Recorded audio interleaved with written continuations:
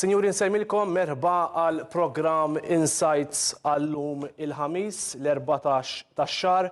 Is-suġġett tal-lum se jkun l-attwalità politika u l-aħħar żviluppi li qed iseħħu madwar il-pajjiż u miegħi għandi żewġ persuni, Ramona Tart li hija l-President tal-Partit Laburista nsellimlek. Lejli tajjeb. U għandi l-Dr. Eric Sperici Kalaxxona li huwa l-Viċi Kap tal-PN. Sellimlek, Glenn. Semmilkom. U Ramona kull ma qed jisma'na lejna. Mela, Alex, ħanibda bik. Kull stħarriġ li sar fl-aħħar xhur juri li l-astensjonijiet din is-sena jew din id-darba se jkunu fost l-ikbar jekk mhux l-ikbar ta' kull żmien. X'tikkummenta? Il-PN kif iħares li għadi? Kombinazzjoni tal-aħħar kont qed niddibatti dal-punt. Jiena naħseb u din hija xi ħaġa li wis probabbilment teffettwa żewġ partiti politiċi l-kbar iktar minn setturi oħrajn. Qudiemna qed naraw kważi xi kultant nindunaw, xi kultant ma nindunawx biżżejjed, kemm is-soċjetà Maltija inbidlet. Indipendentement issa minn raġuni għaliex kif u żgħażagħ u mhux żgħażagħ qabel konna ngħidu xi żgħażagħ jaħsbuha mod ieħor. Illum across the board is-soċjetà Maltija etajiet differenti, backgrounds soċjali ekonomiċi differenti. Illum qed jaħsbuha b'mod differenti. U qed jagħtu sinjali għal-mod kif qed nara jien.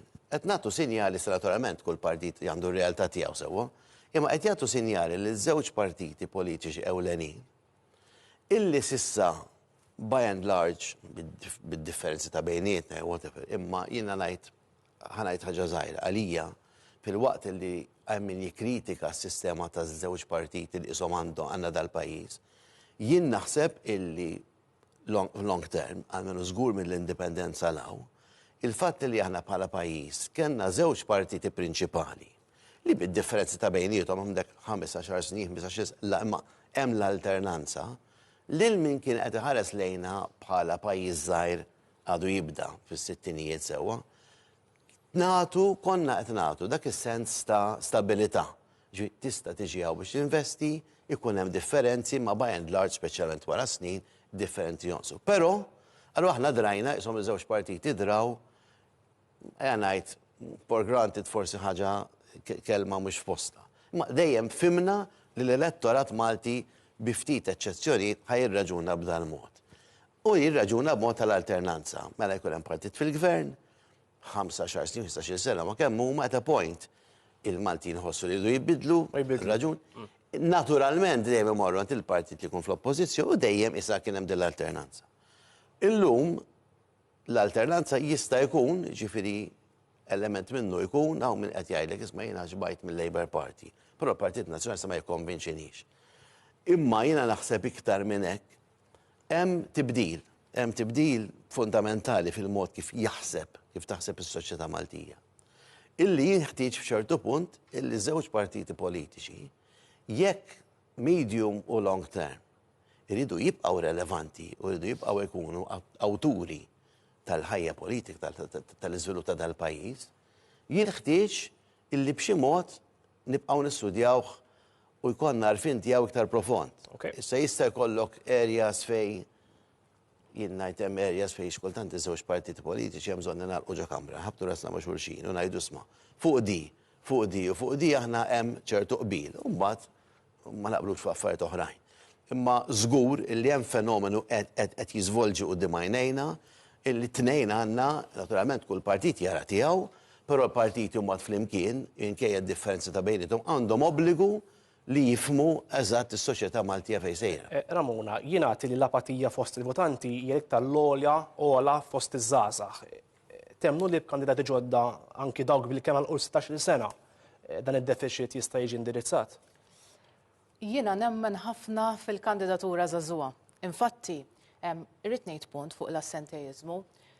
Il-Partit Laburista minkejja li fl-elezzjoni ġenerali rebaħ rebħa storika fil-verità, xorta sar il-post-mortem fuq dawk li ma votawx, ġifieri xorta jkun hemm analiżi ta' x'istajna nagħmlu aħjar. Nkunu għamilna l-homework tagħna sabiex dejjem nimpruvjaw. Hekk għandhom imur, ġifieri il-post-mortem għandu jsir dejjem, ma nafx hekk m'għamlux il-Partit Nazzjonalista li nista' ngħidlek li l-Partit Laburista ikun għamlu.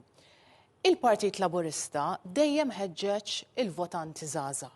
l-ewwel introduċejna l-vot 16 li ta' 16 tista' tivvota, u mbagħad issa saħansitra li tista' tkun sindku ta' 16 sena. Din kienet parti mill-manifest elettorali li ġie approvat allura b'dik ir-rebħa storika tal-aħħar elezzjoni ġenerali. Jidher li l-Partit Nazzjonalista hawnhekk maħniex nikkonverġu fuq il-parteċipazzjoni taż-żgħażagħ għal fatt li pereżempju xejn ġie approvat jew kien ser jiġi approvat il-vot sabiex sindki tista' tkun sindku ta' 16 sena kellna l-Justin Schembri jgħid hija ħaġa bla sens li tista' ssir jiddispjaċini imma żgħażagħ ta' 16 sena m'għandhomx l-esperjenza li jmexxu raħal jew belt, Markent Nisammut li qal li kieku kelli xi ħadd minn uliedi jgħidli li rrid nilħaq sindku ta' 16 sena ngħidlu mur iddeverti u tilħaq sindku, jiena ngħid li il-potenzjal m'għandux età. Iva, jista' jkollna sindki tajbin ta' 16 sena bħal ma fl-opinjoni tiegħi kap tal-oppożizzjoni għandi 53 sena u mhux tajjeb għar-rwol tiegħu. Imma jiena nemmen fil-potenzjal li jista' jkollu żagħżugħ li jikkontribwixxu. Jiena naħseb iż-żgħażagħ ukoll ngħinuhom sabiex ikunu parteċipi fil-politika billi ma nattakkawx personalment. Jiena nieħu gost hawnhekk niddibatti ma' Alex, però irrid ngħid li ċertu kummenti they put off iż-żgħażagħ bħal pereżempju kellna kummenti versu esponenti tal-Partit Laburista versu nies li appoġġaw il-Partit Laburisti li sejħolna illitterati, ignoranti, li l-istess għax jiena mara qed hemmhekk għax mort ma' xi raġel jew ieħor u mhux jien biss, ħafna esponenti oħrajn tal-Partit Laburista dawn l-attakki personali sa jumejn ilu. Jumejn ilu hawnhekk f'dibattitu fuq TVM kellna esponenti ieħor tal-Partit Nazzjonalista jattakka l-Ministru Chris Bonnet għax il-mara tiegħu taħdem il-kollega Dr. Maxeline Bonnet taħdem bħala avukat. Naħseb irridu nikbru, irridu nelevaw ruħna minn hekk, irridu nkunu l-politika tal-viżjoni ta' kif ser insaħħu Malta ħjar u anki iż-żgħażagħ naħseb jinteresshom ukoll politika progressiva, liberali, il-politika li nagħmlu Malta, politika li tindirizza kwistjonijiet li huma tabu bħall-awtonomija tal-ġisem tal-mara u li mhux bħal mu qed isir fil-każ ta' Roberta Mezzola li hemm barra ngħidu mod imma mbagħad f'pajjiżna inbidlu ir-rotta, inbidlu l-verżjoni. Għalhekk naħseb topics progressivi, liberali, viżjoni għal pajjiż u li l-ilm il-politika partiġana u l-attakki personali. Ramona, ħaqdu daqsxejn ħarsitna lejn l-elezzjoni tal-Parlament Ewropew illi qegħdin fuq l-għad bassa. Ma dak li jgħidu nies hemm barra l-isma l-elezzjoni Ewropej bħala fil-Kunsilli, in-nies tiġu influenzata l-iktar minn kwistjonijiet ta' affarijiet lokali u mhux barranija, mhux barranin. Inti taqbel magħha din? Li jivvutaw fuq affarijiet lokali, mhux affarijiet jiġu fuq l-Unjoni Ewropea? Naqbelu le, għax jiena nemmen li jivvutaw fuq l-interessi ta' Malta, jivvutaw fuq l-MPs li dejjem ipproteġew l-interessi ta' Malta. Żgur ngħid għalija u dak li naħseb jiena li l-Maltin jinteressom minn dejjem ikun favur pajjiżna, mhux minn jagħmel vot kontra pajjiżna fuq ir-rule of law. Imma mbagħad meta jkun hemm l-istess vot ta' pajjiżi oħra, l-Ungerija jew Bulgarija, u mbagħad jivvutaw favur dawk il-pajjiżi għax mhux Malta, żgur li jridu jaraw politika fejn mhux ninvestu fl-armamenti, fejn mhux ninvestu biex narmaw in-nies u kważi jkun hemm esponent tal-Partit Nazzjonalista li jgħid lest ukoll li nibatu lil xi nies minn Malta biex ikunu f'xi armata, imma iħobbu politika fejn naraw kif ħankomplu nżommu prezzijiet stabbli tal-enerġija, l-prezzijiet tal-ikel, li dejjem naraw li l-pajjiżna jieħu l-aħjar interess u li jinnegozjaw f'isem pajjiżna sabiex inġibu l-akbar pakkett ta' fondi u mhux ikollna ostakli f'dan ir-rigward. Alex, biex insemmu din l-ixxju tal-gwerra fl-Ukrajna u l-Vant Nofsani. Il-President tal-Parlament Ewropew, Dr. Mezzola, ħadet u Bernard Grek ukoll il-kap tal-Oppożizzjoni ħadu linja tal-IPP biex niftehmu. Mill-banda l-oħra mbagħad il-kollegi oħrajn fil-PN bħal Karl Mifsud Bonnici ħal linja differenti fil-Parlament minn dak li qalu Dr. Mezzola u Dr. Grek. Il-PN bħala partit x'pożizzjoni uffiċjali għandu dwar din il-kwistjoni? Qabel xejn, la konna tinsemmu l-Ewropa fuq l-argument ta' żgħażagħ ta' qabel. Jiġifieri issa niġi għad-domanda tiegħek, però kemm importanti illi żgħażagħ fl-aħħar mill-aħħar iktar milli diskorsi ta' xjajdak u x'għamax ir-retorika politika twaslek ġvien nista' nagħmel nibda l-istaw ta' tajjir, eċetera, eċetera. Però dak huwa propju dak li żgħażagħ tagħna ma jridux jisimgħu. Iż-żgħażagħ tagħna jridu it-tama f'pajjiżhom. U tankwid f'da sens il-studji totalment mhux politiċi, professjonali qed jgħidu qed juru li llum 75% ta' żgħażagħ tagħna mhumiex qed jaraw il-futur tagħhom f'pajjiżhom. Dik hija l-iktar waħda li l-iktar affarijiet li tinkwetak. Iż-żgħażagħ iridu jisimgħu hekk u hekk mitħaġa u mid-darba iva. Però fl-aħħar mill-aħħar żagħżugħ irid iħoss illi f'pajjiżu kif għandu dritt iħoss għandu ikollu pajjiżu għandu joffrilu il-futur illi għandu joffrilu. Mela din fl-istessin fuq kull tema oħra li għandha x'taqsam mal-Ewropa, aħna xogħolna hu illi nassiguraw illi iż-żgħażagħ tagħna jekk ħanibdew nitkellmu fuq iż-żgħażagħ għax hemm realtajiet illi qed jgħixu in-nies illum, realtà tal-għoli tal-ħajja, realtà ta' miet ħaġa oħra. Però għaż-żgħażagħ jiena l-iktar fattur, l-iktar indikatur illi verament għandu jippreokkupa illi lilin li nistgħu nitkellmu fuq l-ekonomija, fuq miet ħaġa. Ir-realtà qudiemna li 75% ta' żgħażagħ meta huma 75%, mela żgur li hemm minnhom min jappoġġa l-PN, min jappoġġa l-Labor, min ma jappoġġa l-ħadd, hemm minnhom li jiġi minn background mod, hemm minnhom li jiġi background mod ieħor. U dak huwa fattur li aħna jekk hawn xi ħaġa li għandha tal-arma, din hija l-ġenerazzjoni preżenti u futura. Dawn huma n-nies illi il-pajjiż irid itihom.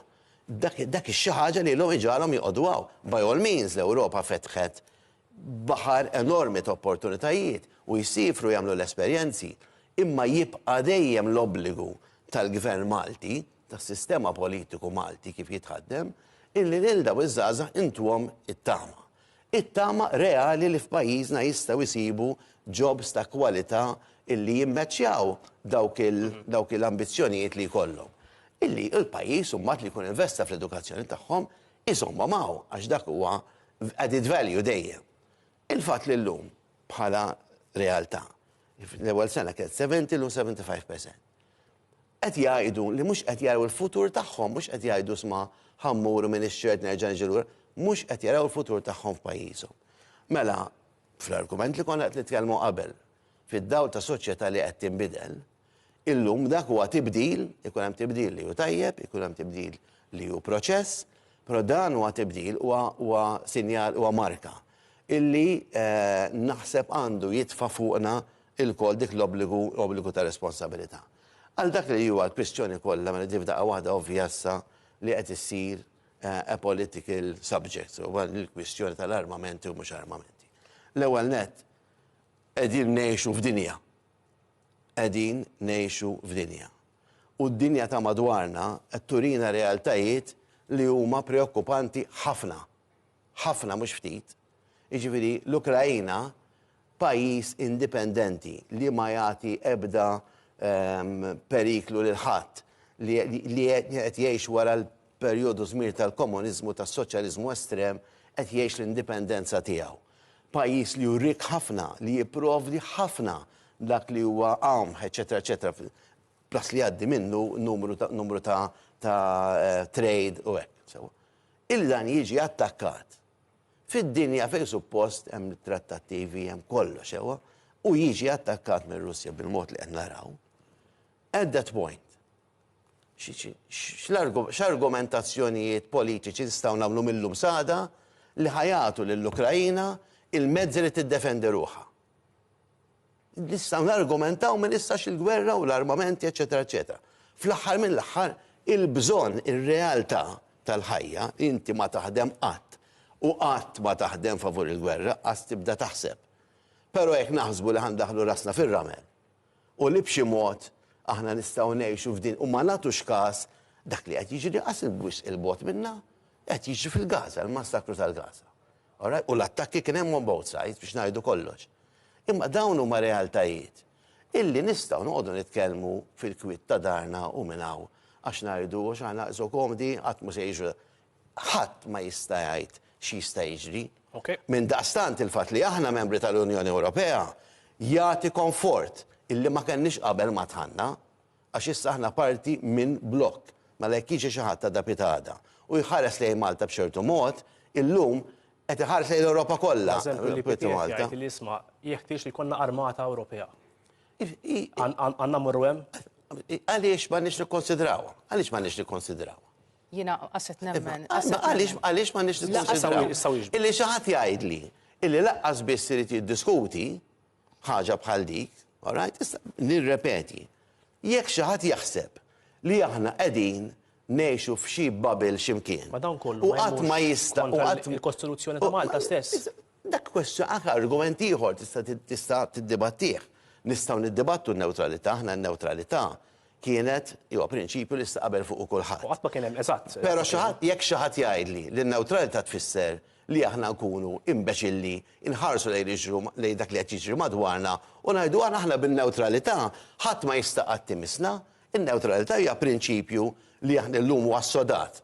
All right? U jien nemmen illi jirrifletti wkoll il-xieħta storika ta' Malta, aħna bħala pajjiż neutrali, għandna dak il-fatturi, dak il-karatteristiċi li għamilna pajjiż neutrali ideali. Ksibna rispett ta' pajjiżi oħrajn. Però, xi ħadd jista' jgħid li hawn li n-neutralità waħedha ħadd ipproteġinek niġu attakkati. Okej, ċar, Ramona. Kollega tgħidlek isma' bin-neutralità biss mhux se niġu mħarsin aħna bħala pajjiż. Jiena ninsab ix-xokjata. Jiġifieri inti qed tgħidli li kważi għandna niftħu niddibattu l-klawżola tan-newtralità tal-Kostituzzjoni. Tieni ċans.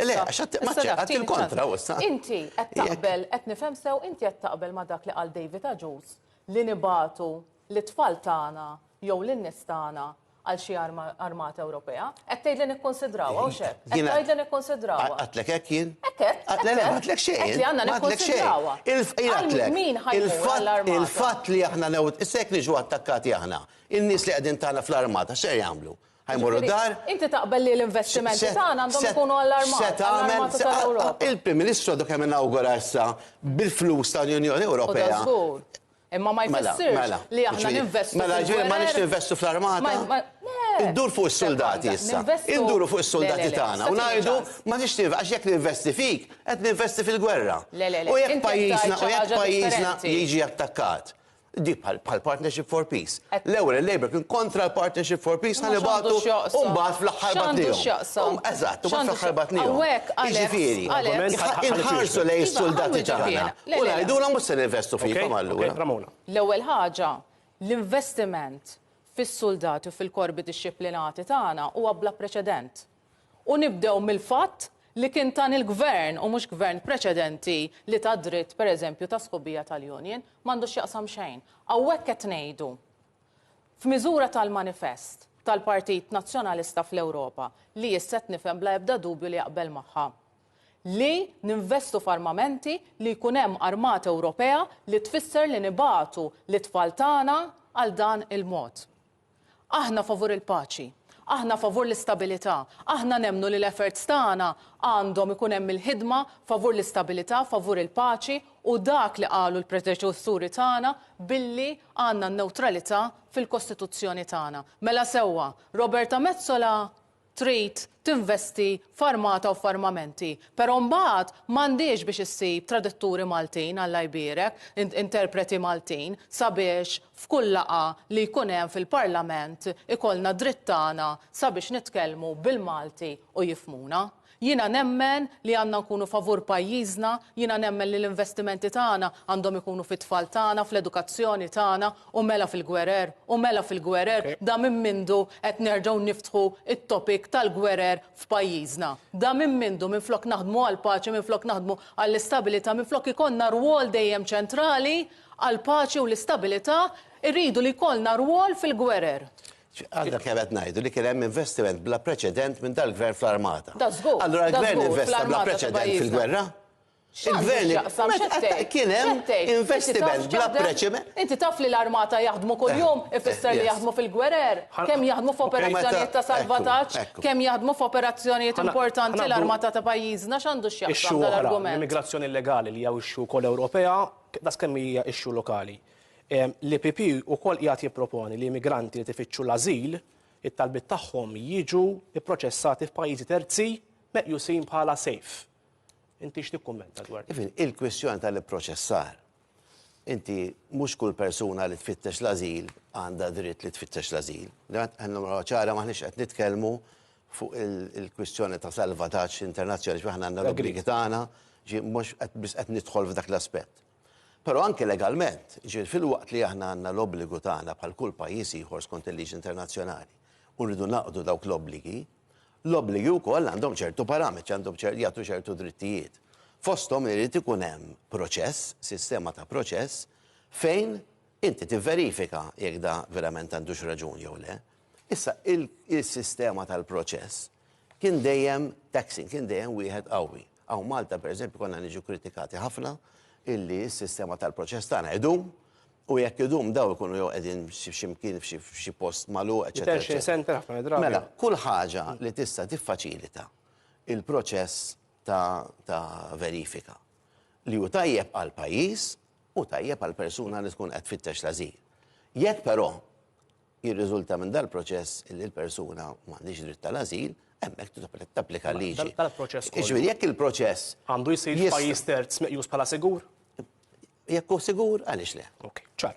Mela, bl-istess. U qed inaqqas il-pis fuq l-infrastruttura tal-post li jkunu rċevihom. Issa aħna fil-pożizzjoni tagħna qegħdin f'pożizzjoni partikolari illi u l-ġlied għandha tkun hawn għaliex ċertu pajjiżi huma fin-nord fil-mainland ma jistgħux jifhmu jew japprezzaw eżatt pożizzjoni ta' Malta xi tkun, qualsiasi ħaġa li tgħin il-Malta hija tajba. Bl-istess mod rawna s-soċjalisti u d-demokratiċi l-estrem ieħor daħħal li kulħadd ejjew hawnhekk għandna bżonnkom, jiġifieri fid-dawl tal-pożizzjoni għandu l-Labor f'Malta viżavi l-immigrazzjoni illegali u traffikar tal-bnedmin. Dan kollu kif jinkwadra fil-politika tas-soċjalisti li ġiet approvata l-aħħar Kungress.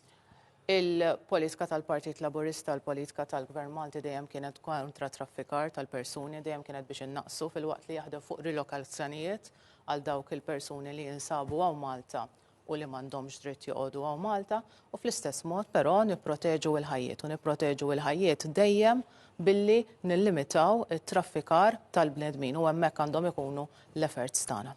Ħammorru reklami b'qgħu magħna wara niddiskutu diversi temi oħrajn ta' attwer ta' politika fosthom l-inkjesta Jean Paul Sofija. B'qgħu magħna.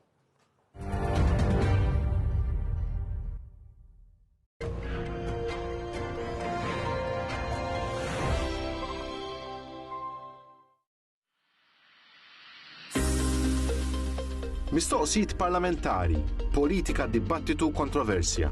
Il-Gvern u l-Oppożizzjoni, l-Speaker tal-Kamra u Kumitat tal-Parlament. Lura fuq TVM News Plus. Kull nhar ta' ġimgħa fis-7 ta' filgħaxija fuq mill-Kamra.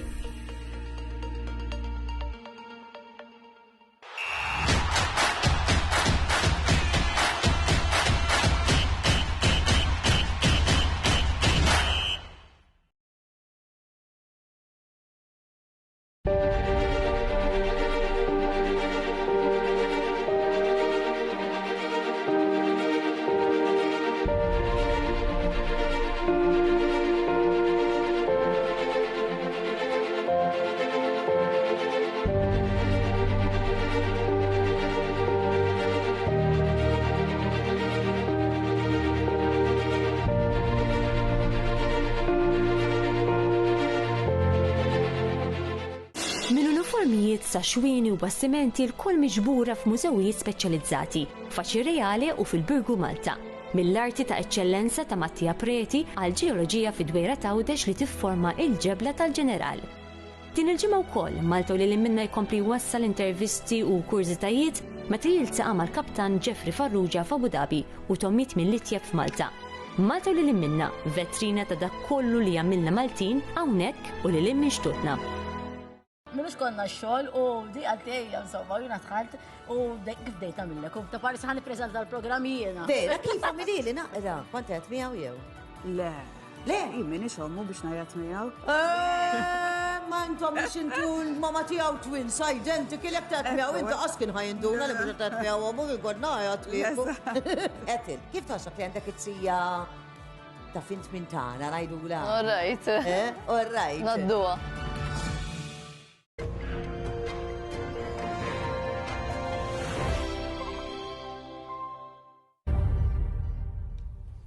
Lura l-programm Insights qed niddiskutu l-politika llum bis-sem ta' Ramona Tartu Elix Perici Kalaxxon.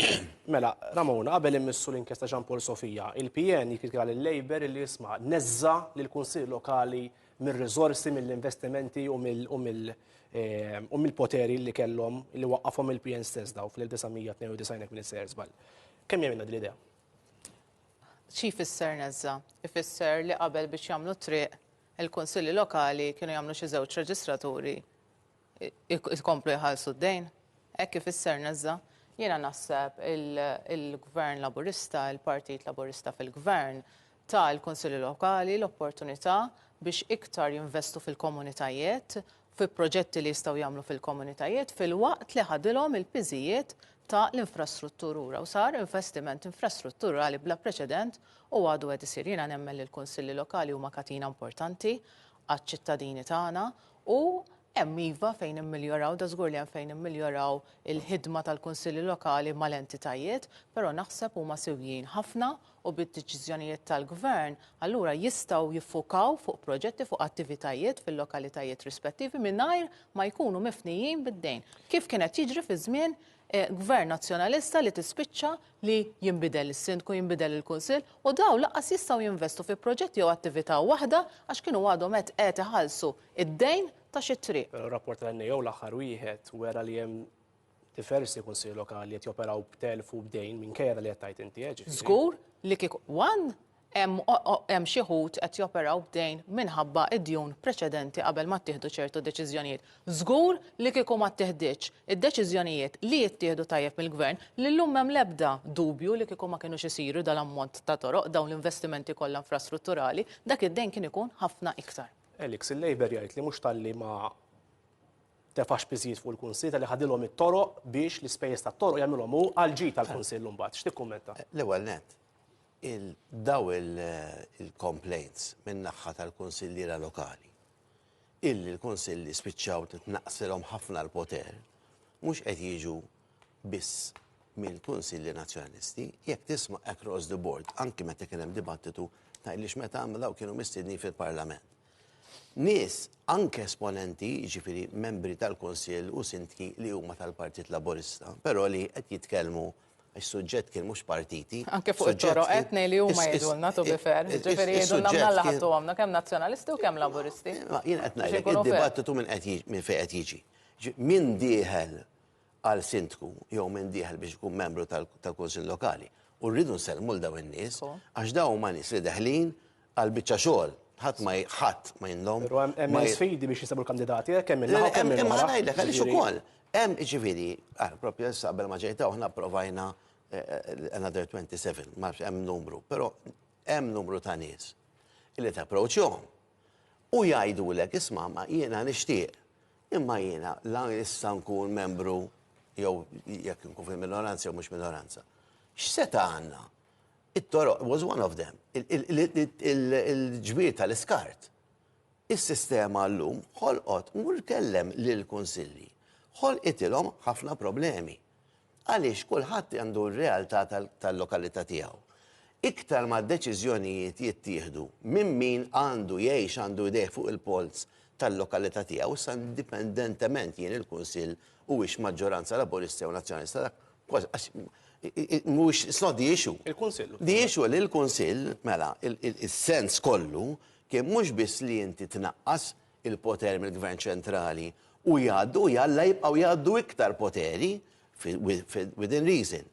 Imma iktar minn nies illi qegħdin jgħixu fil-lokalità kuljum li għandhom il-polz fuq dak li qed jiġri kuljum fil-lokalità m'hemmx aħjar. Allura l-Kunsilli Lokali titjom iktar poteri mhux naqqas. In practice nerġgħu ngħaddu it-toroq lill-Kunsilli Lokali biex imbagħad jispiċċaw jiddejnu. In practice x'għed imma għaliex għandhom jiddejnu? Mhux hekk kienet jiġri fi żmien Gvern Nazzjonalista ma tiftakarx. hekk kienet jiġri, jew qas issir triq waħda, jew biex issir triq waħda weda. Inutli nitkellmu ma ngħaddux għall-prattika. Ma min qed jisma'na, il-membri. Kellimhom il-min qed jisma'na il-Kunsilli Lokali. Il-Kunsillieri Lokali qed jisma'na. Inkluż Kunsillieri Laburisti li ħadmu f'dak iż-żmien. Li ħadmu f'dak iż-żmien. Gvern Nazzjonali, ġifieri li ħadmu ta' Gvern Nazzjonalista. Għamlu, min għamel xogħol tajjeb, min għamel xogħol eċċellenti. Mela, bla dubju, bħalma hemm min qed jagħmel u qed jagħmel xogħol eċċellenti. Imma ma kienx sostenibbli s-sitwazzjoni li tiddejjen biex tagħmel triq waħda u mbagħad ma jifdallek xejn. Dan kienet is-sitwazzjoni tal-Gvern Nazzjonalista. Tihom iktar flus biex kienet is-sitwazzjoni meta inti għandek il-workforce ta' entitajiet tal-Gvern li jagħmlulek proġetti infrastrutturali kbar. Flok toħdilhom it-toroq, tihom iktar flus biex jaħdmu. Tihom iktar flus, mhux il-flus nużawhom biex nisparpaljawhom fuq affarijiet oħrajn. Tihom il-flus biex jaħdmu. Alex, aħjar ma titkellem. U rew li huma responsabbli. U rew li huma responsabbli. Tħallihom match their responsibility u tihom il-flus biex jaħdmu. Alex, titkellimx fuq sparparjar ta' flus għax inti deputat mexxej, inti viċi kap ta' Partit Nazzjonalista li ilu sentejn u nixtieq hawnhekk tgħidli l-għala ma jippreżenta l-accounts tal-partit tiegħu. Ma sibtu l-ebda awditur biex jippreżenta l-awditur. Ilkom passat sħiħ mill-JS list li allegatament kien hemm lista li kienu jingħataw il-kuntratti tal-gvern u nżammet mistura u kienu jagħtu d-donazzjonijiet u mbagħad taċċedoli ma nafux fiha. Dan partit li jista' jitkellem fuq xi sparparjar meta qatt ma daħħal il-liġi tal-finanzjament tal-partiti politiċi minkejja li kellkom deputat fiħdankom stess Franco De Bono li kien jippuxja. Ma daħħaltuwix intom 25 sena gvern. Indaħlu aħna u għadkom mintomx tippreżentaw l-audited accounts ta'kom. Il-għala, inti ħat titkellem fuq sparparjar. Iva, ma nitkellimx fuq sparparjar ta' 400 biljun. Moti 400 il-pajjiżi wkoll. Il-partit tiegħek. Ġifieri ma nitkellimx fuq sparparjar ta' 400 biljun li 4 barranin ħarbu tajnihomlhom ħadd ma jaf min huma. Verew le. Issa, irrispondi fuq tal-partiti, fuq tal-finanzjament tal-partiti politiċi. Irrispondi, imma li tgħidli. Iġifieri tgħidli illi ma nagħmilx, ma nitkellimx fuq l-isparparjar ta' flus. Bdejna fuq il-flus li għandhom bżonn iktar il-Kunsilli Lokali. Tkellem fuq tal-finanzjament. Mela bħal nitkellem fuq il-Partit Nazzjonalista ma jimpurtax meta daħlet liġi tal-finanzjament tal-partiti, jien kont eżori tal-partit u miż-żewġ partiti prinċipali aħna konna online l-ewwel mal-liġi, meta nitlu rispett tal-liġi. Issa, iċ-ċirkostanzi. Wara ma daħħaltuhiex. Mhux problema, qegħdin lura. Iva, qegħdin lura. Għaliex l-awditur li kellna sar awditur tal. Iwa m'hawnx daqsant awdituri. Jaħtfuhom mill-università. Faqqa subajku sib awditur. Faqqa subajku sib awditur. Għalxiex huwa ħażin that we're not in line, we will come in line, hemm ir-raġun għax l-awditur li kellna spiċċa awditur tal-Kummissjoni Elettorali, ovvjament ma jistax ikun tagħna. U għandkom tragward meta? U għandha tragward u ħanippreżentawhom. Meta ħanippreżentawhom? Però li tgħidli li di hija aktar importanti ma jistgħux jitkellmu fuq sparparjar tal-flus. Tgħidli lista ta' kontratturi. Tgħidli lista ta' kontratturi. Aħjar tgħidli jekk kellux raġun Manuel Kuxkieri l-bieraħ fejn jgħidlek hemm grupp ta' kontratturi qegħdin jindaħlu fl-affarijiet tal-Labour Party. Ara jien fuq l-għal Manuel Kuxkieri fuq Tarazjan Kutari ma nidħolx fiha għax dik hija kwistjoni interna tal-Labour. Però meta Manuel Kuxkieri qed jgħid illi hemm grupp ta' kontratturi li biex jieħdu it-tenders qed jindaħlu fil-Labour Party u l-Labour Party jinsret tal-partit fil-gvern, hemm nitkellem. Kellu raġuni jew le? Jew qed jikdeb, jew inkella ħa informazzjoni u ma verifikajiex. Dawk huma affarijiet illi huma tankwiet. Mela, jekk irrid nirrispondi. Fuq dak li qal Manuel Kuxkieri jiena ma nafx għal min qed jirreferi, però kien qed jirreferi minħabba il-kandidatura ta' Joseph Muscat biex inkunu eżatti. Il-Prim Ministru propju mexxej tal-Partit Laburista għadu kemm irrisponda qal li ma jafx min huma dawn il-persuni, però qal li d-dialogu huwa wieħed kontinwu bejnu u bejn Joseph Muscat u għalhekk żgur m'hemm l-ebda bżonn ta' persuni li jkunu qed jagħmlu pressjoni għax id-dialogu huwa totalment miftuħ u qalli apprezza il-kontribut ta' Joseph Muscat u ta' kull min irid jikkontribwixxi fih dan il-Partit Laburista. Okej, ħarsitna lejn l-inkjesta Jean Paul Sofija mela Elix il-Parlament illum iddiskuta l-mozzjoni ressaq il-PN dwar sfiduċja fost oħrajn fit tliet ministri, Ministru Silvia Xkembri, Mirjam Dalli u Stefan Zrinzo Azzopardi. X'tikkumment? Ara, l-ewwel din titwielet. Mill-fatt li saret inkjesta pubblika, il-Prim Ministru ripetutament kien jgħid ma ssirx inkjesta pubblika il għaliex dik ħadd tidħol jew tista' xejjen jew tindaħal fl-inkjesta maġisterjali.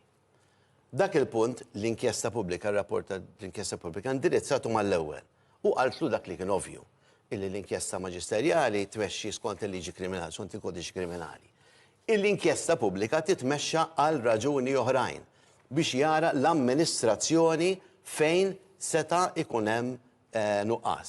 Dak huwa l-iskop tal-inkjesta pubblika u l-inkjesta pubblika mleta ċara illi dak kollu li kitbet il-500 paġna ma kellu x'jaqsam xejn mal-kunċett tal-inkjesta maġisterjali. Jiġifieri, ir-raġuni għaliex il-Prim Ministru ripetutament kien qed jirrifjuta li jagħmel l-inkjesta pubblika ġie mxejjen mill-inkjesta pubblika stess. Għax qaltlu m'għandux x'jaqsam xejn mal-inkjesta maġisterjali.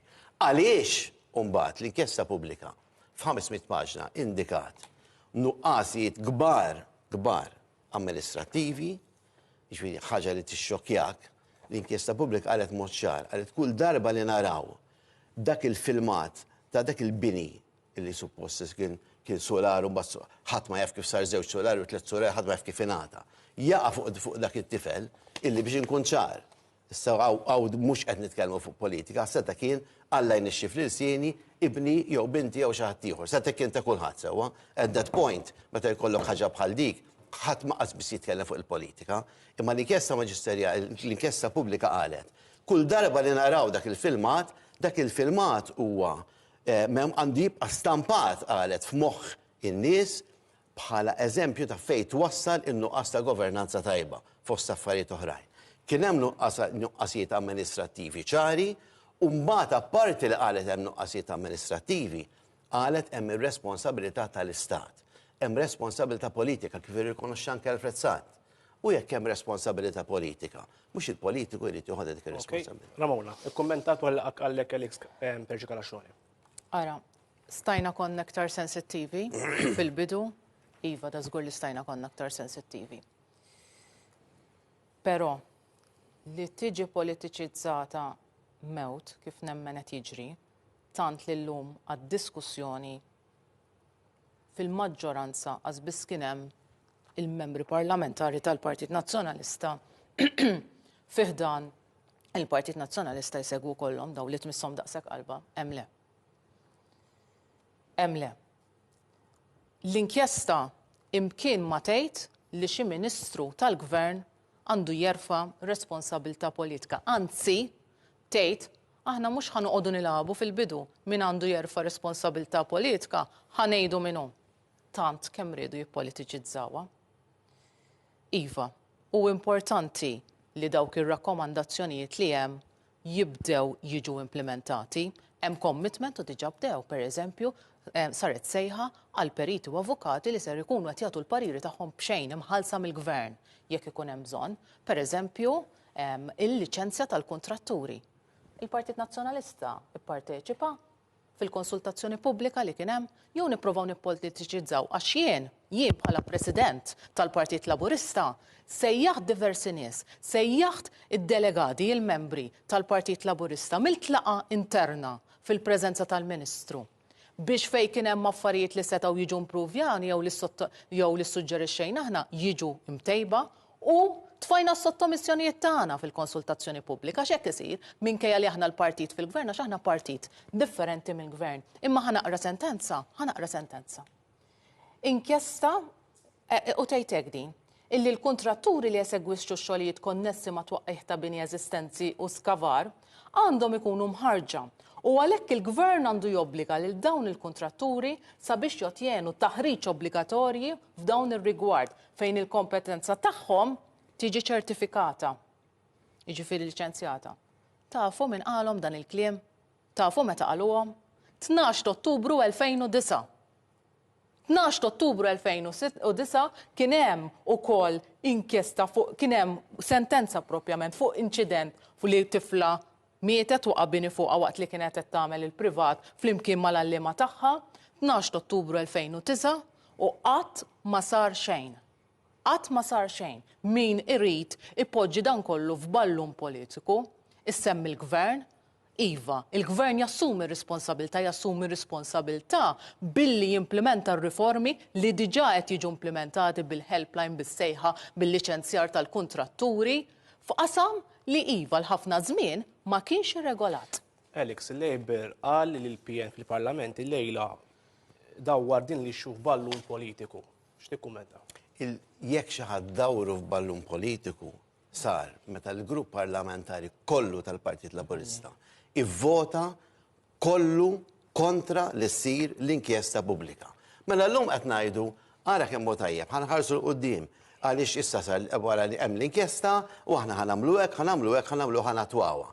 Jiġifieri kieku ma sarix l-inkjesta, x'kien jiġri?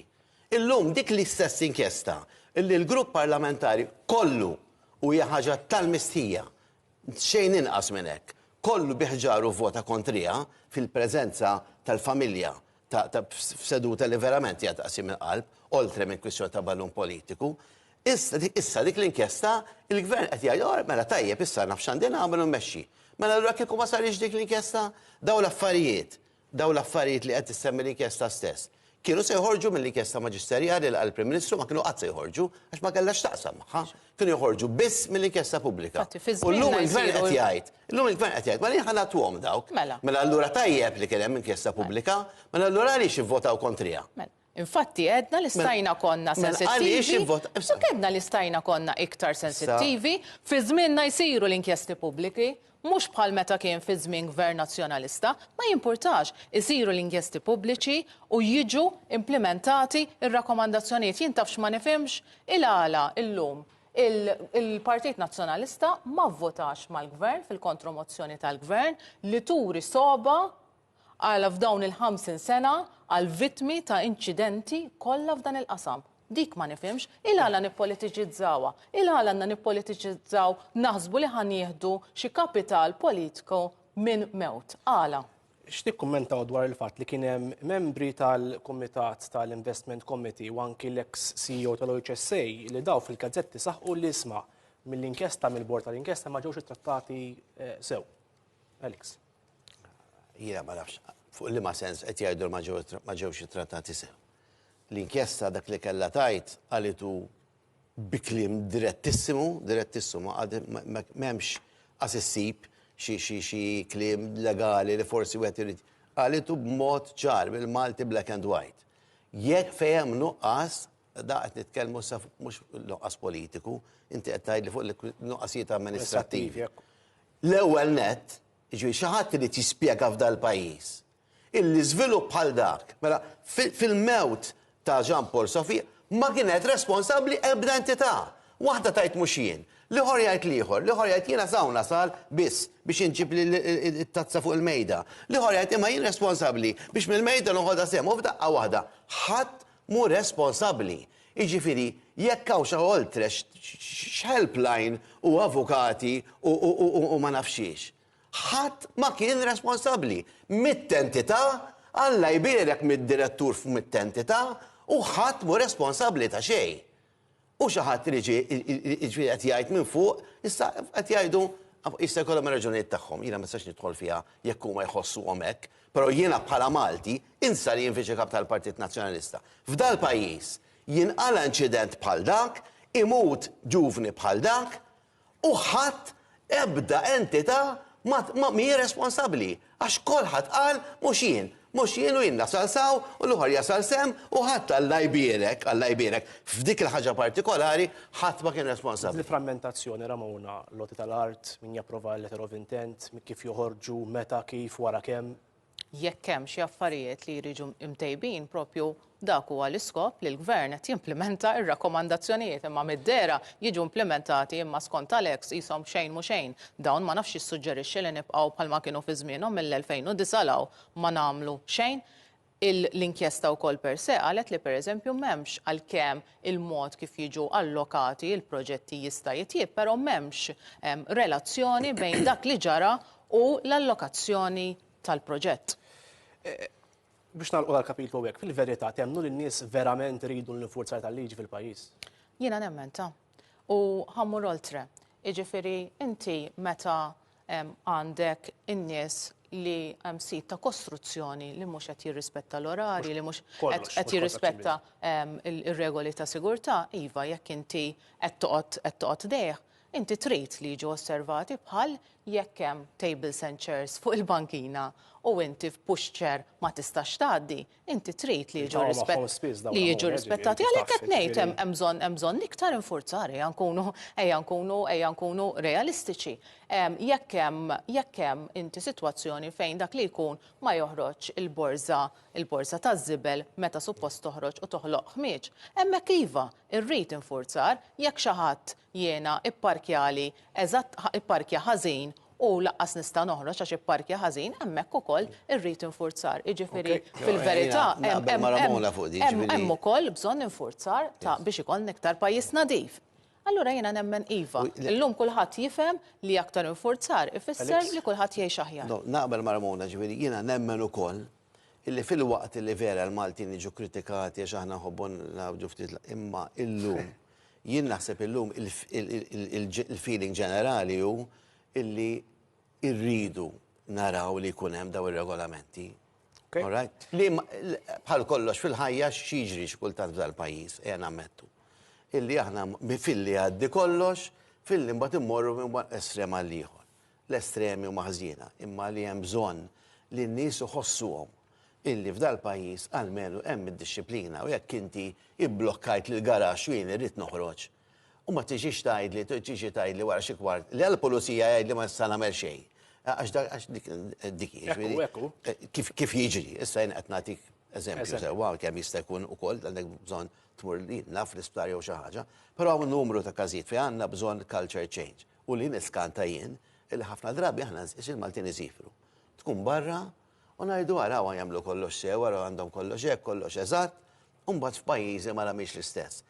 Però jien naħseb illum dik hija parti wkoll mit-tibdil. Ma naħsibx tajjena pereżempju il-Malti jridu llum ċertu ordni trid. U pajjiżi tibda tara se nkun onesti. Jiena dili noqogħdu nirromantiċizzaw ħafna barra minn Malta. Jiena vera kburija pajjiżi. Jiena nara pajjiżi li s-sistema taż-żibel tagħhom vera ma taħdimx u naħseb dak li kon qed jgħid Alex, is-sistema ta' kif beda r-riċiklaġġ tal-borza taż-żibel kienet perfetta l-ewwel għandu kull l-ewwel xahar. Sibna li mhux l-ewwel xahar kienet bla multi. U mbagħad qalu issa millum il-qudiem minn ma joħroġ bil-multi u tidher li dik kienet sistema ta' suċċess. Allura jkun hemm naqa' phasing out naħseb l-ideali jiena. Neqilbu għat-taħdidiet li qed nissapponi li għaddejjin bejn il-Prim Ministru u l-Kap tal-Oppożizzjoni dwar il-President il-ġdid. Mela Alex. Jienu Ramona mhux se nikkommenta fuqhom da. Dwar il-fatti li sissa jidher li għadna l-bot milli jkun hemm qbil fuq l-isem il-ġdid bħala kap tal-Istat. Dan kollu ma jnaqqarx ukoll mill-fiduċja l-klassi politika. Ħanajdlek. Dad-domin u dal-forsi horse trading li jkun hemm għaddej. Però ħanajdlek. Ejjew nuru ftit ta' fiduċja ftit fil-klassi politika. Aħna forsi ma rridx niddefendi l-klassi politika u jiena ċertament kritiku ħafna anke internament.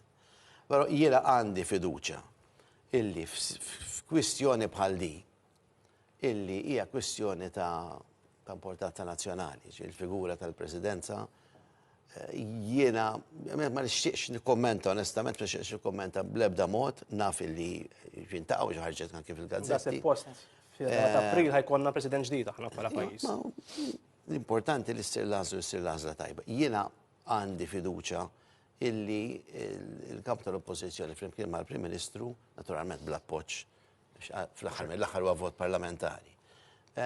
U jien naħseb illi il-poplu għambar għandu jkollu fiduċja fil-proċess. Ramona?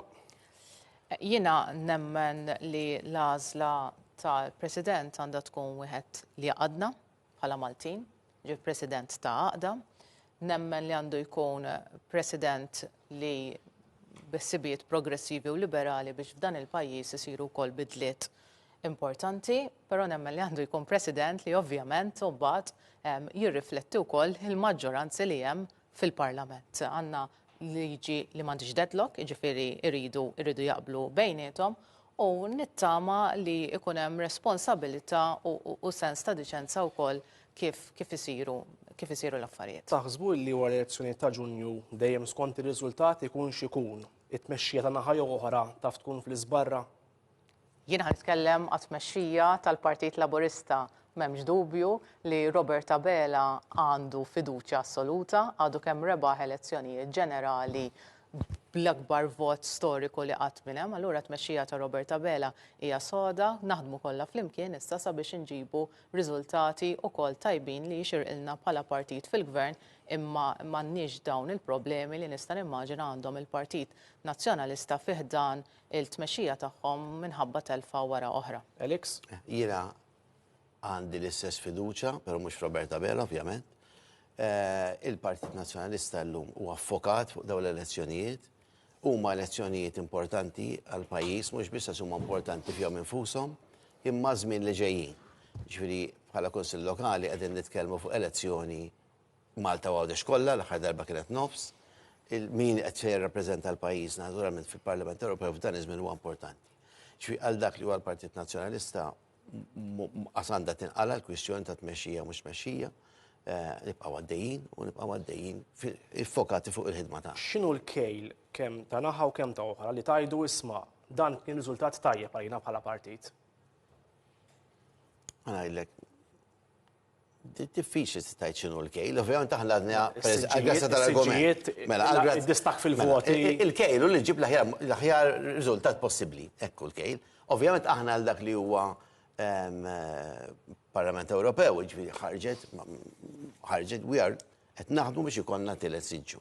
Għax nemnu li huwa tajjeb li jkollna tielet siġġu. L-intrebaħ fl-aħħar l-ewwel darba biss ġrat u biftit b'xi eluf ta' voti. Jekk tgħid li għandi target, jien naħseb għalija dak huwa target li għandu jkollna bħala partit. It-tielet siġġu. Naturalment fil-Kunsill Lokali hija kwistjoni oħra li inti terbaħ kemm tista' jkun Kunsill Lokali. Okej, Ramona. Ara, dawn storikament dejjem kienu elezzjonijiet diffiċli għal min ikun fil-gvern. Jien niftakar meta konna fl-oppożizzjoni dejjem konna nirbħuhom, imma il-PN kien jibqa' fil-gvern. U għalhekk huma elezzjonijiet li huma diffiċli bħala Partit Laburista fil-gvern. Irrid ngħid ukoll li fl-aħħar snin irriversjajna din it-trend li hemm mal-Ewropa kollha qisu li l-gvern jitlef dawn l-elezzjonijiet u irbaħnihom ukoll. Aħna l-lan tagħna u l-iskop tagħna u li nkomplu waslu l-messaġġ, nemnu f'dak li nagħmlu, nemnu kellna miżuri li laqtu u jolqtu l-familji Maltin, insemmilek ftit, iż-żieda fiċ-children's allowance, iż-żieda fil-pensjonijiet, l-istabilità f'450 prezz prodotti tal-ikel, ir-riforma tal-kirjiet, l-istabilità fil-prezzijiet tal-enerġija, fl-istabilità fil-prezzijiet tal-fuel, ir-riformi li saru fl-IVF, ir-riformi ta' drittijiet ċivili, dawn huma riformi li jaffettwaw il-ħajja tan-nies. Allura aħna bħalissa l-intenzjoni tagħna hu li nkomplu u hekk għaddejjin qed nagħmlu door to door, qed immorru hemmhekk on the ground, inkomplu nisimgħu il-prijoritajiet tan-nies għax bekk nindunaw kif qed tolqot l-inflazzjoni il-nies. Għadha sfida wkoll li Ramona. Da żgur li għadha sfida, imma ara kemm kienet tkun aktar sfida li kieku m'għamilniex l-istabilità tal-prezzijiet, li kieku m'għandniex l-istabilità fil-prezzijiet tal-enerġija, tinsix li n-naħa l-oħra. Kellna min qed jissuġġerixxi biex jipprivatizza is-servizz tal-elettriku u nafu xi jfisser dak issa riċentament li mhux qabel l-elezzjoni kien jgħid jekk jolew kullimkien fl-Ewropa jolew Malta, aħna jolew kullimkien u Malta le ma jolux u mhux se jogħlu jibqgħu hekk. Imma mbagħad wara kien qal ukoll min irid jipprivatizza. Allura aħna sostenibbli għall-finanza tal-pajjiż imma. Iva, sostenibbli kif kien sostenibbli kif kien sostenibbli jibqa' jkun sostenibbli għax aħna bħala pajjiż għandna l-akbar tkabbir fost l-akbar tkabbir ekonomiku fost il-pajjiżi kollha tal-Unjoni Ewropea. U danu grazzi għal Prim Ministru Robert Abela li anke fi żminijiet l-aktar diffiċli ma ninsewx li dan il-Prim Ministru mill-ewwel bum il-COVID meta tela tajna investejna fin-nies, tajna l-wage supplements, ninvestu fin-nies u inti meta tagħti fiduċja lin-nies, dejjem hekk taħdem l-ekonomija terġa' tik fiduċja lura biex inżommu l-prezzijiet tal-enerġiji stabbli, l-prezzijiet tal-fuel stabbli, nkomplu nżidu l-pensjonijiet, nżidu children's allowance, nagħtu l-eżamijiet tal-low levels b'xejn lill-istudenti tagħna, nkomplu nagħmlu l-investimenti ekonomiċi tagħna. U il-pajjiż ikompli sejjer il-qudiem biex f'dan il-pajjiż ikonna ċittadini li verament ikunu qed jgħixu ħajja aħjar, ħajja li nerfgħu il-pis aħna bħala gvern. Naturalment, da kollu jiddependi fuq il-modell ekonomiku. U għaw il-gvern jieħu deċiżjoni il għaliex il-Ministru tal-Finanzi qed jgħid li l-modell ekonomiku segwit sissa irid jitbiddel għaliex m'għadux tajjeb. Il-Ministru tal-Ekonomija qed jgħid iva tajjeb imma rridu nbidlu ftit u l-Prim Ministru għadu mhux ċar fuqha. Jiġifieri kollox jiddependi fuq il-modell ekonomiku. Sissa il-modell ekonomiku għax areas ġodda ta' ekonomija ma rajniex ħlief l-importazzjoni massiċċa tal-barranin. L-lum sirna niddependu minnhom. Mhux populiżmu. Semmili area waħda ekonomika ġdida. Semmili niċċa waħda ekonomika ġdida. Il-partit. Semmili niċċa waħda ekonomika ġdida. Ħanejdlek, il-partit. Servizzi mediċi, literalment servizzi teknoloġiċi, ICT, kollha investimenti, AI, kollha investimenti ġodda, mhux wieħed insemmilek, ħafna nsemmilek, il-partit. Jiena semmej dawn il-miżuri kollha. Taf x'kienet l-aħħar miżura li għamel budget meta intkom kontu fil-gvern. Iwa ntaxxaw il-minimum wage ukoll, aħna żidnija l-minimum wage. Tista' tasal aktar minn hekk, x'mudell ekonomiku dak? Tiftakru taħt il-Partit Nazzjonalista fil-Gvern, in-nies laqas kienu jixelu l-heater, in-nies laqas kienu jixelu id-dawl tal-Christmas tree. Min irid jipritka fuq modell ekonomiku? Kollha kemm huma, kollha kemm huma. Saqs in-nies illum jekk ilaħqux mal-ħajja. Da żgur li nsaqs in-nies. Mhux saqs in-nies jekk ilaħqux mal-ħajja. U għalla ħares aħna ġejjin. F'dinja fejn għandek 10 biljun dejn. Aħna ġejjin minn żmien il-COVID. Aħna ġejjin minn żmien il-COVID. Sewwa li n-nies qednilhom ibqgħu id-dar u ħantukom aħna l-wage supplement. Il-Partit Nazzjonalista qallhom le. Intikom il-minimum wage imma nintaxxajilkom. Dik hija d-differenza bejn iż-żewġ modelli ekonomiċi, Partit Nazzjonalista li żied il-kontijiet tal-enerġija u jibqa' jgħid li jżidhom jekk ikun xi darba fil-gvern minn Partit Laburista li żamm stabbli il-prezzijiet tal-enerġija biex il-pis li bħalissa hawn minħabba l-fatturi internazzjonali li ovvjament aħna ngħixu f'dinja ikun ferm inqas milli għandu jkun. Aħħar kelma għalik Alex ħanalu. L-aħħar kelma għalik. Il-kwistjoni tal-ekonomija. Il-kwistjoni hija waħda. Fl-aħħar mill-aħħar il-miżura, speċjalment f'pajjiż fejn għandek illum 10 biljun dejn, 10,000 biljun dejn. Il-Ministru tal-Finanzi stess mhux jien. Il-Ministru tal-Finanzi qed jgħid il-modell ekonomiku li kellna s'issa irid jitbiddel m'għadux tajjeb. Għal ikun hemm tranzizzjoni mela. Għal xiex tranzizzjoni? Qed nitkellmu fuq l-ekonomija. Qed nitkellmu fuq ħaġa li inti tittipjana minn snin qabel. Ħana l-laċċa di wkoll mela, ma li konna qed ngħidu qabel. Li żgħażagħ tagħna, in-niċeċ ekonomiċi ġodda żgħażagħ tagħna. X'ħanagħtu? Fl-aħħar mill-aħħar donatu dik il-fiduċja. Malajra mawna x'ħanagħtu. Tista' tiggarantixxi li jekk ikun hemm il-Partit Nazzjonalista fil-Gvern mhux ser jerġgħu jiżdiedu l-kontijiet tal-enerġija? Għax ma jistax, għax dawn kienu marru fl-Unjoni Ewropea biex jaħdmu kontra dan il-proġett. U ta' kull darba jgħidu li jridu jollu l-kontijiet tal-enerġija. X'differenza bejn iż-żewġ partiti politiċi, f'differenza fil-modell ekonomiku kif ħarsu lejn l-ekonomija. Bħal dejjem jiġġudikaw in-nies fuq dak li semgħu. Alex, grazzi, Ramona, grazzi u diskussjoni daqsxejn etiket rakki vera ma kienet il-make-up qabel ma kienet diskussjoni interessanti, inti hemm il-programm Insights narakom il-ġimgħa id-dieta ta' nar saħħiet u lejlu tajjeb.